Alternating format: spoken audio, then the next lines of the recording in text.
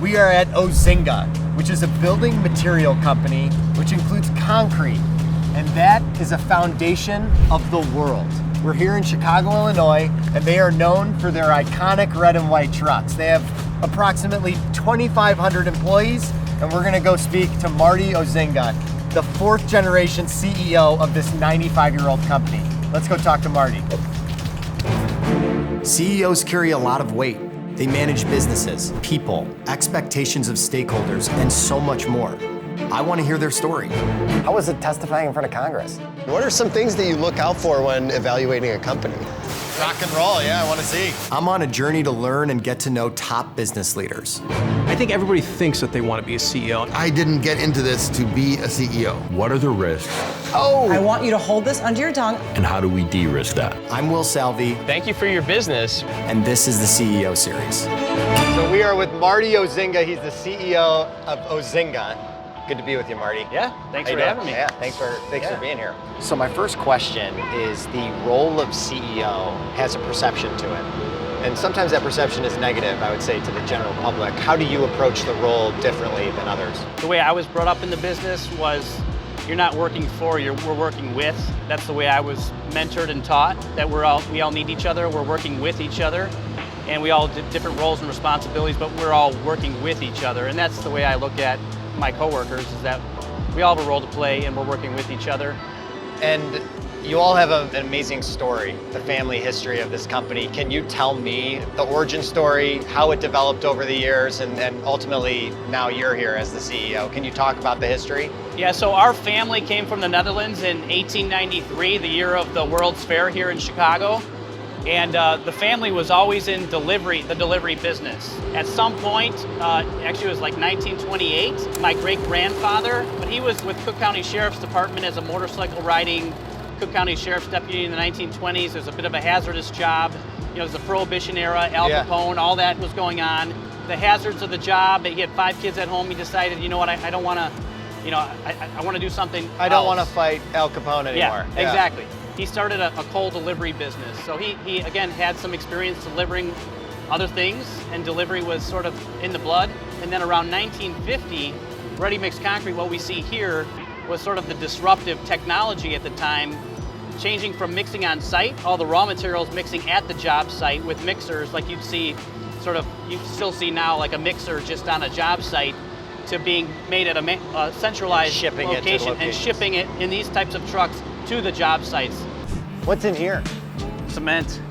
So we bring barge loads of cement in up the river, and then we pneumatically pump it off and pump it into the silo here. So this silo holds about 2.5 barge loads of cement. So you were the plant manager here. I was. It was one of my first jobs out of college. Anything exciting happen? Well, every day was exciting. You know, at the concrete plant, it's probably the toughest job I've had, because not only are all the logistics of bringing in all the raw materials, but then there's all the personalities of every, you know, there's about 50 drivers out of here. Yeah. And, you know, some of the drivers are new, other ones have been here for a long, long time, and, you know, they're veterans, and they know their job and they know it well. And, you know, as a newbie, trying to coordinate it all and manage personalities and deal with it, it was sort of on the deep end of the pool. Who are some of the fun projects you've worked on? The Ozinga family, what have you all worked on in the city of Chicago? So we've supplied concrete to, say, the Dan Ryan Expressway, Soldier Field, Wrigley Field, Wacker Drive, a lot of the high-rises downtown. Yeah. You know, That's the Riverwalk, just a lot of, you know, iconic sort of things in Chicago that we get to be a part of, that it's fun to be the supplier of. Speaking of iconic, the red and white, what's the reasoning, inception of that? Yeah, so we're really proud of our stripes. You know, they're red and white stripes. And so I think this combination of this keen sense of marketing, but also national pride. And then there's also some joke that they were Dutch and very frugal, and those were the 2 paint buckets in the garage that they had available. So I like both those stories. Yeah. Okay, so we were just outside, and it was very classic American business right there. A little quieter yeah, here. It's a little quieter in here. And also, if we can do a little explanation of what this is, because this looks very high tech. Yeah, this is like the nerve center of the business. We call it the dispatch office. And it's, you mentioned how quiet it is. It's intentionally quiet. We're trying to sort of the ergonomics of, because it can be a kind of a intense place. So we've tried to get it as quiet and peaceful as yeah. possible, because historically the dispatch office is a very chaotic and loud and crazy place. So, this is an example of this is the sort of, as I said, the nerve center of the whole business, where all the orders come in from our customers, and then all the dispatching of the trucks. So you're the 4th generation CEO, and you're young, so you're going to be there for a while until you pass it off to the next. But I mean, there's quite a history here. So do you feel a sense of responsibility to make sure that the company not only continues but excels for that 5th? I know we briefly talked about it, but there seems to be a lot of patriotism, a lot of pride. It's a very American industry, quote unquote, whatever that means. Yeah. And so how does that make you feel now being the CEO here? No, I mean, I think that's one of the unique things about our company, in the sense of there's an emotional connection from the time you're a young age. There's touch of trucks and other things, and we were a part of, like, as kids coming around and seeing the trucks, and we've been really fortunate that we get to really embed ourselves in local communities all throughout the Midwest, and there's nothing that's sort of disrupting it in that sense. So it seems like it's here to stay, and for me as CEO, I feel like it goes a long way to sit in front of a new employee at an onboarding session, or anybody, and say basically that we're here to stay. We're committed. We want to be here for the next 100 years. We're committed to you, and we're committed to this community, and we want to be around for a long time as much as we're able to. That's our intention. Did you have any specific stories where someone gave you a hard time because you were the new leader, you're the new CEO? Yeah, that was always the case. It's just like, things aren't the same. You guys are changing things, right? And I'd go talk to my dad about that, and he's like, "Oh, that's ironic." They would tell me that when Grandpa was here doing it. It was, and so you kind of work your way through, but you realize that, those folks are actually, legitimately concerned about. Yeah, they care. They care deeply about the culture of the organization. They want to make sure the new generation isn't going to ruin it. I think what needs to be distinguished as a young leader is, what are the things that you don't want to change, like values and culture, and the things that have made you successful, and what are the things that you have license to change? Change is necessary. You could be disrupted and die and go out of business because you're willing to change. But there's certain things that you shouldn't meddle with and you shouldn't change, like your core principles and the things that that have a sort lot of of the foundation meaning. for who we are and why we do what we do. That should never change. Well, what advice would you give to someone who runs a company with a family member, or is looking to start a company with a family member? Yeah, I would just say in general that that there's a lot of patience and grace extended to one another, and that that you really understand roles and responsibilities, that they're very clear. We think in terms of like, there's a difference between being an employee and being an owner.